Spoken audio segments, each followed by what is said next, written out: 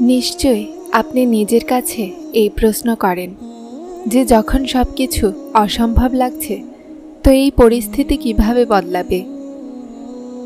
আমাদের এই খেয়াল আস্তে আস্তে নিরাশার দিকে ঠেলে আনে আর আমাদের দিন নিরুপায়ের দিকে অতিক্রম করে।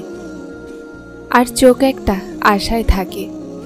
কখনো আপনি ভেবেছেন এমন কোন আমল আপনাকে কবুলিয়তের দরজা পর্যন্ত পৌঁছাতে পারে? তো আজকে আমরা এমনই কিছু ইশারার ব্যাপারে বলবো যেগুলোতে আল্লাহ কবুলিয়তের লক্ষণ দেন।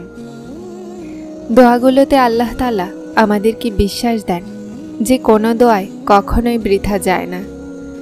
যেখানে আল্লাহ তাআলা বলেন উনি আমাদের মনের সমস্ত ডাককে শোনেন। তো সর্বপ্রথম একটা কথা অন্তরে ঢুকিয়ে নিন যে আল্লাহ তাআলা বিশ্বাস আর পরীক্ষার জন্য শুধুমাত্র তার বিশেষ বান্দাদের বেছে নেন। আর যাদেরকে বেছে নেন তারা আল্লাহর পরীক্ষায় রাজি হয়ে যায়। তারপর আমরা প্রতিটা সেই রাস্তায় বিশ্বাস করি যা আল্লাহ আমাদেরকে তার কাছে নিয়ে যাওয়ার জন্য বানিয়েছেন। তারপর আমরা নিজেকে মাফ করা শিখে যাই। তারপর আমরা আল্লাহর ফয়সালায় আমাদের শান্তি খুঁজে নেই। আপনি একটু এই আয়াত লক্ষ্য তো করুন, আপনার রব আপনাকে কতটা ভালোবাসায় আপনাকে আপনার জবাব দিচ্ছেন। আর যে কেউ আল্লাহর ওপরে তাওয়াক্কুল করে তার জন্য তিনি যথেষ্ট। আর তোমার রব তার কাজ সম্পন্ন করেই ছাড়েন। মনে রেখো, ভয়, চিন্তা আর হতাশা না তো তোমার দুঃখ কম করতে পারবে আর না তো তোমার জন্য খুশির দরজা খুলতে পারবে। সেই রব শুধুমাত্র আপনার বিশ্বাস আর সবরকে পরীক্ষা করেন। আপনি হয়তো আপনার জন্য অনেক কিছু ভাবেন, অনেক পরিকল্পনা করেন আর এটাই ভাবেন যে এখন আমার কাজ অবশ্যই হয়ে যাবে। আপনি আসলে শুধু সান্ত্বনা রাখছেন আর আপনি এটা জানেন না যে যে ফয়সালা আপনি নিজের জন্য নিচ্ছেন সেটা কি আপনার জন্য ভালো। আপনার সেই চাওয়া অথবা আকাঙ্ক্ষা কি কখনো আপনার জন্য শান্তির কারণও হয়ে দাঁড়াবে?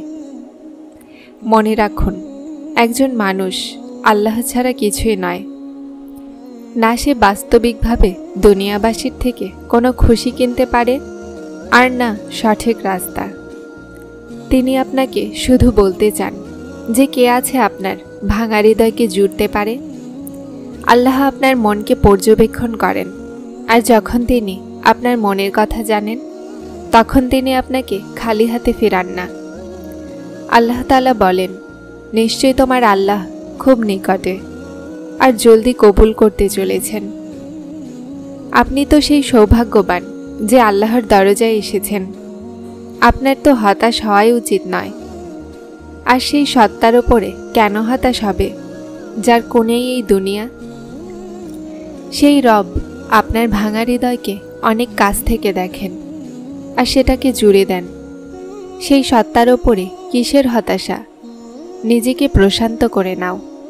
এটা জেনে রাখুন যে সেই রব উত্তম পরিকল্পনাকারী আর উত্তম ফয়সালা করেন।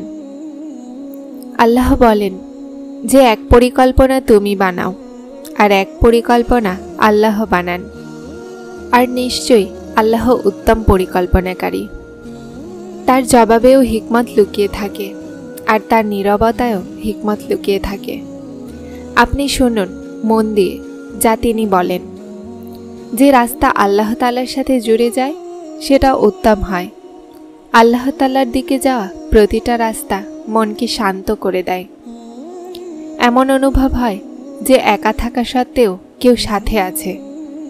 তার সাথে জুড়ে গেলে তারা আর একা থাকে না। যে আল্লাহর সাথে জুড়ে যায় তিনি তার অন্তরেই থাকতে শুরু করেন। তার জীবনের চারপাশে মহব্বতে ইলাহি থাকে। আর জেনে রাখুন, আল্লাহ পর্যন্ত আমরা হঠাৎই পৌঁছে যাই না। অনেক লম্বা সফর পার করে তার পর্যন্ত যাওয়ার সুযোগ পাই। যখন আমরা ওড়ার চিন্তা করি তখন তিনি আমাদেরকে মুখ থুবড়ে জমিনে ফেলেন। তারপর যখন বিশ্বাসের ওপরে জখম হয়ে যায় তখন সেই জখমগুলোকে ভালোবাসার মাধ্যমে সারিয়ে তুলতে শেখান। কখনো নিজের ইচ্ছায় পরীক্ষা করেন, আর কখনো আমাদের ইচ্ছা দিয়ে নিজের দিকে আনেন। উনি আমাদের সবাইকে আলাদা আলাদাভাবে পরীক্ষা করেন, আস্তে আস্তে আমাদেরকে নিজের দিকে টেনে আনেন। আপনি শুধুমাত্র আল্লাহর ওপরে তাওয়াক্কুল রাখুন। এটা ভাববেন না যে যা চেয়েছি তা পাবো কিভাবে, বরং অপেক্ষা করুন যে যা চেয়েছি তা অবশ্যই পাব। কখন আর কিভাবে এই কথার ফয়সালা উসিলা বানানেওয়ালার ওপরে ছেড়ে দিন। তাওয়াক্কুলের দুটো দিক আছে, এক, যে যা চেয়েছি পেয়ে যাব, আর দ্বিতীয় সেটা যখন এই কথায় বিশ্বাসও থাকে যে যা চেয়েছি তা যদি নাও পাই তো এতে কোনো না কোনো হিকমত অবশ্যই আছে।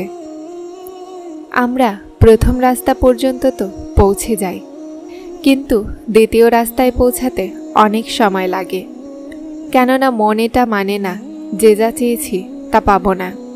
কিন্তু আস্তে আস্তে জীবন সব কিছু শিখিয়ে দেয়, কখনো ফেলে দিয়ে তো আবার কখনো সামলে নিয়ে। সময় লাগে, কিন্তু এটাও সত্য যে সময় চলেই যায়। কেউ সাথে চলুক অথবা না চলুক, কেউ আপন হোক অথবা না হোক, আল্লাহ সবার সবচেয়ে বড় সাহায্যকারী এবং বন্ধু। আর এই দুনিয়া না তো তোমার থেকে কিছু নিতে পারবে, আর না তো তোমাকে কিছু দিতে পারবে। আপনি শুধুমাত্র বিশ্বাস রাখুন, তারপর দেখুন তিনি কিভাবে সেই বিশ্বাসের ডোরকে কখনোই ভাঙতে দিবেন না। দোয়াগুলো সবসময় কবুল হয়। দোয়া চাওয়াই এই জন্য হয় যেন সেটা কবুল হয়, আর কবুলও হয়, কিন্তু সময় মতো।